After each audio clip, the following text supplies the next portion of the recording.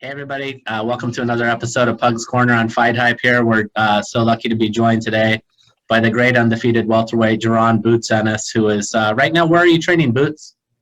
I'm training in Philadelphia at 4301 Paul Street. My gym, Great. Hometown, are some of your friends up there with you, Fulton and the gang? Yeah, everybody's up there at camp. We having a good time. We can't wait to rock and roll. Yeah. Now you're going to be headlining May 14th on Showtime against undefeated Custio Clayton, welterweight. I wanted to ask you, like, from the get-go, I know, like, Virgil Ortiz, who's obviously a rising star in the welterweight division, has kind of like set his focus on trying to elevate to the number one mandatory position to get a title fight. What is exactly your plan to try to, seek out the best fights possible? Well, I feel like that I had to be number one, to get those good fights, those great fights. So that's what we're doing. So after, I make a statement on May 14th, that's what we want, the bigger and better things. But we're not looking past this guy. We locked in on this fight date and we ready to, do work. Yeah, I mean, the name, I think it's probably going to escape, most of the boxing fans. What can you tell us about Clayton? How good is he, and how is he going to test you? I'm not really too sure, like, on his style or anything. I just know we got a common opponent. I know he fought Sergey Lipinets, and a lot of people thought he did good with him. So we took the best available option, and that was him. So we'll see on fight night. But I can't wait to put on a beautiful show. Show the world the rest of this talent. Absolutely. We're going to get into that because obviously you are a very rare breed. But when it comes to, like, selecting your opponent and scripting your career right now, who do you give the most credit for at this moment? Who do you think is the person that deserves the most responsibility for sort of directing where you're going on a fight-to-fight basis? Well, as everybody knows, it's been hard, to get these guys in the ring. So the people that been accepting the fights are, I think everybody that accepting the fights to fight me and stuff like that. But it's like a team effort. You can't just put it all on one person. So it's a team effort. You, your father? Me, my dad. Oh, not me, but it's my dad, Cameron Duncan, Steven Espinoza, Showtime. The whole crew. Yeah, absolutely. I mean, what's it mean to you? I mean, you've topped the Showtime card before, but the fact that they come back to you and basically, I think what they're telling not only the American boxing audience, but the American sporting audience, like, this is an opportunity to see a guy who's really one of the most sophisticated boxers that exists right now in the sport. Is that the way you see it too? To me, that's the best way to market who you are at this hour. Well, I want to thank Showtime and Mr. Espinoza and Cameron Duncan. Allowed me to fight on Showtime and display my talent. They keep bringing me back, and because I'm excited. I put on a beautiful show, and I always get a knockout at the end of the night. So that's the main thing. Being explosive, putting on entertainment for the TV and getting a knockout. That's what they want to see. Absolutely. I mean, we know your record is 28-0 with 26 knockouts. You pursue that knockout pretty viciously, right? You know that's what not only that the broadcasters want to see, but what the people who are tuning into your fights want to see. They want to see that sensational finish. Yeah, the fans and the supporters. Everybody want to see a great fight. They want to see a spectacular performance. They want to see you look good. They want to see a little bit of everything. They want to see the speed, the power, the slickness, defense, and then the knockout at the end of the night. And that's what I give you guys. Yeah, I mean, if you can elaborate on that a little bit too, Jaron, because I think the real beauty of you, yes, it is, we love the moment of the knockout, absolutely. But if you just sit there and watch the things that you can do in the ring and the moments that lead up to the knockout, that to me is what really sets you apart. Can you talk about your dedication to the finer points of boxing and how you have become this type of fighter that you are right now? Well, I became this fighter that I am now by I was raised since I was a baby. I've been in this box game for a very, very long time. I've been around the cameras, Showtime, ESPN, all that stuff because of my brothers. Derek Pooh Ennis and Ferrari Quiet Storm Ennis. Yeah. One for that at junior middleweight and middleweight, and the other one for that super middleweight and light heavy, like fluctuated between those. They was both ranked 2. I think one was ranked number 2 in like the IBF or something like that, and the other one was ranked like number 3 or 4 in the WBC. So I've been running this game for a very long time, man. Those two, my two brothers, you know, me watching them and be able to see them fight on TV and stuff like that, and me growing up, I always be like, oh, I want to be like my brothers. I want to fight on TV just like them. And now I have my opportunity now, and I'm able to, you know, display my skills. But I'm raised the way I was raised and how I came up is because of my dad and both my brothers. I just got to see everything. I got to see all 3 of them. Yeah, I meshed it all together and made this monster. Yeah, and I can imagine that does mean a lot to you, and that has influenced and shaped who you are too. But it is your own drive that brings you to the gym each and every day. Ultimately, I mean, I think that's why you are, you know, or at least perceived and considered as a fighter you are right now, is because you do get to the gym each day. You do work out each day, and you are dedicated to that. Has there ever been a time where you've wanted to like back off that and say, yeah, enough's enough, I want to take a little bit of a break here? Nah, never. I never want to back away from the gym because there's always something you can get better at, and it's always something you can work on. So I like to right after my fights. If I fight on a Saturday, I'll be right back in the gym on Monday. Either I'm sparring, or I'm in a gym helping my dead fighters, you know, get ready for their fight. So I have to be in the gym, and that's how I'm always gonna keep a sharp mind. That's how I'm always gonna get better, and stuff like that. So I gotta always stay in the gym. I can't not be in the gym. I feel weird when I'm not in the gym. Yeah, I mean, it's like a second home. Yeah, you've drawn comparisons to Roy Jones Jr. the way you're fighting right now. I mean, I have to ask you, like, what are you trying to add to your repertoire right now, given, you know, how sharply you're performing? Well, just make sure y'all tune on me for a team. They're gonna see me, you know, displaying more of my tools and more different things I've been working on for this camp and stuff like that. So I just can't wait. Y'all just gotta tune in and see for yourself. I mean, I think there's a case to be made, Boots. And I look, I'm saying it. You're not saying it. Maybe you want to say it as well. But I think you could say that Boots Ennis is the best welterweight in the world. I've said it. You know, like, deal with it. And I'm sure, like I said, do you feel that way?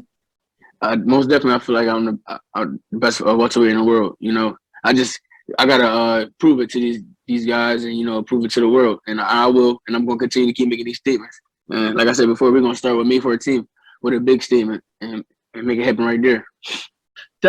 Are you in better shape to fight Spence, given that he's fighting on Showtime? We know April 9th coming up against Ugas.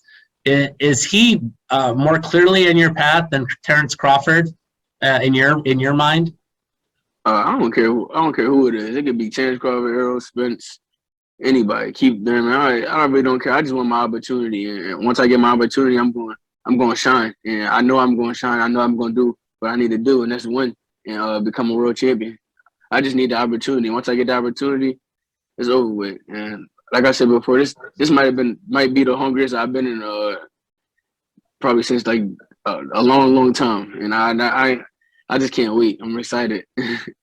Who do you view as the best of the welterweight champions right now? I mean, like we said, Ugas is fighting Spence. They both have belts, and then you got Terrence Crawford. I think a lot of people will have that debate between Crawford and Spence. Who, in your eyes, who's the better of the two, and why? Who better between Crawford and Spence? Let's say, yeah. I mean, you can't really say. They both two great fighters. You know, they got two different styles. I mean, the only way we'll find out if they both fight. So right. I can't really say who the best, but if you leaning towards somebody, you got to go with the guy that got the most belts because he got two belts. But I don't take nothing away from Crawford at all or Errol Spence. They are both great fighters. Hopefully they fight someday, but we'll see when they fight. Yeah, I'm going to ask you about that too, because obviously I think the biggest the thing dividing them is that they fight for different promoters. At least I know Crawford has recently split from Top Rank, and hopefully that can get them connected. But in your mind, as you look at each of those guys, Crawford and Spence, what would you single out as this is the best one thing that this guy does? Terrence Crawford first. The best one thing? Yeah. I'm not sure. I mean, you could say he tried to break people down. You know, Mm-hmm. you could say that. He's got a viciousness to him, doesn't he? Yeah, you could say that. And then what about Spence? Spence. He got a good jab and go to the body good. So that's what he good at. So trying to get to either of them, do you think that you ultimately like have to be aligned with whether it's Al Heyman or, you know, whatever is going to happen with Crawford? Do you have to like, you know, join one of these companies to fight one of those guys, or what is it going to take?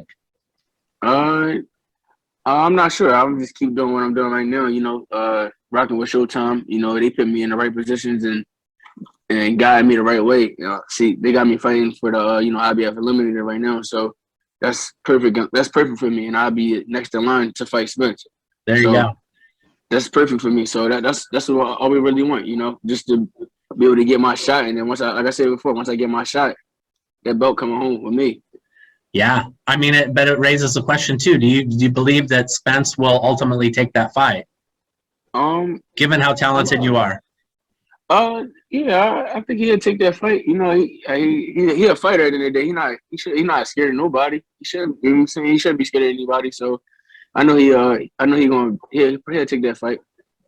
Great. And from your just the way you're feeling right now, are you totally comfortable at 147, or could you see a day where you will move up to 154 and maybe try to chase down one of those guys, like whether it's Charlo, Castagna, whoever's there?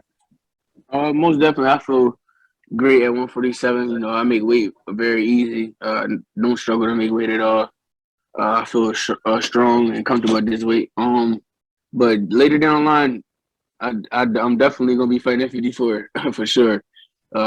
First thing is first, though. I collect these belts at 147, and that's once I grab one, we're gonna become undisputed, and then that's it. Then we're gonna move up and do the same thing. Well, we know for sure, Boots, that America loves a great fighter from Philadelphia. I mean, it ultimately, and look, like we said, I when I throw out the name of Roy Jones, I'm not the first. I mean, other people in this profession and who cover the sport say that the talent of Boots Ennis is special. It's rare. It's like a diamond. Do you want to stand as the #1 pound-for-pound fighter in the world? Is that your ultimate goal in the sport right now? My ultimate goal in this sport is to be a 3 or 4, you know, undisputed weight division champion. So that's going from 47 all the way up to about 60 or 68. You know, and being undisputed at each weight class. So that's one of my goals, and yeah, being a pound for pound #1. When you last question, Boots. I mean, when you look at everyone who's in those divisions all the way up to Canelo, because Canelo's a 168. Do you look at all of those guys and say and make judgments in your mind like, I think I can beat those guys, and here's why? Most definitely. Some of these guys I be seeing, I'm like, one day I'm gonna be able to, you know, fight one of these guys at that weight. But like I said before, first thing is first, 147. Yeah, exactly. I mean, I guess I said last question, but in your mind, what needs to happen then on May 14th for, you know, all of these things to be set in motion as you want them to play out and be scripted moving forward? On May 14th, just me being, you know, being myself, being sharp, being dominant, having fun, and, you know, getting that knockout at the end of the night, as always. So that's as long as I do that, that's it. And I'll be #1 for the IBF, and I'll be mandatory for the IBF. So after that, it's up, and only thing to do is, you know, fight for the belt next. Yeah.